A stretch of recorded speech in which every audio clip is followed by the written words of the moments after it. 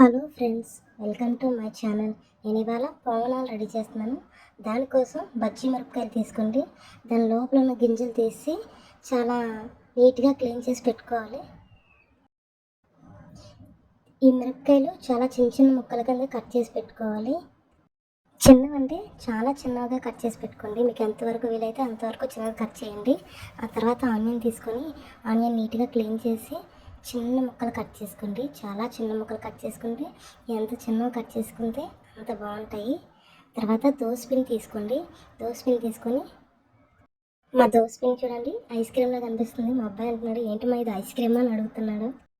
ఈ దోసపిండిలో కొద్ది వాటర్ వేసి కలుపుకొని తర్వాత ఆనియన్స్, పచ్చిమిరపకాయలు, మునగాకు, సాల్ట్ వేసుకొని బాగా మిక్స్ చేసి కలపాలి వాటర్ వేసి. దీంట్లో వంట సోడా కూడా వేస్తారు, కానీ నేను ఇంట్లో చేసేది పిల్లలు తినేది ఎందుకని చెప్పి వేయలేదు. మీ ఆప్షన్, కావాలంటే మీరు వేసుకోండి, నేనైతే మాత్రం వేయలేదు. నేను ఈ మిశ్రమాన్ని మొత్తం ఆ వాటర్ వేసి బాగా మిక్స్ చేసి పెట్టుకోవాలి. బాగా కలుపుకోండి. ఒక హాఫ్ అన్ అవర్ పక్కన పెట్టి మూత పెట్టి పక్కన పెట్టుకోండి.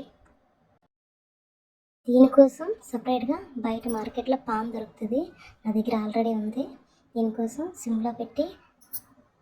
దీనికోసం ఆయిల్ అప్లై చేసి ఒక పాన్ని ఒక 5 నిమిషాలు బాగా వేడి చేయాలి. దీనికోసం చిన్న గట్టి తీసుకొని ఈ గుంతలకు సరిపడగా చిన్న చిన్న వేసుకున్నాం అనుకో, మరీ పెద్ద వేసుకున్నాం అనుకో అటువైపు మనం రొటేట్ చేస్తాడు, బాగా రాదు. అందుకని చెప్పి చిన్న గట్టి తీసుకొని చిన్న చిన్న వేసుకోవాలి. వేసుకొని లాస్ట్లో చిన్న ఒక 2 డ్రాప్స్ వేస్తే చాలు ఆయిల్ వేసుకొని ఇప్పుడు మూత పెట్టేసి ఒక 5 నిమిషాలు ఉంచాలి.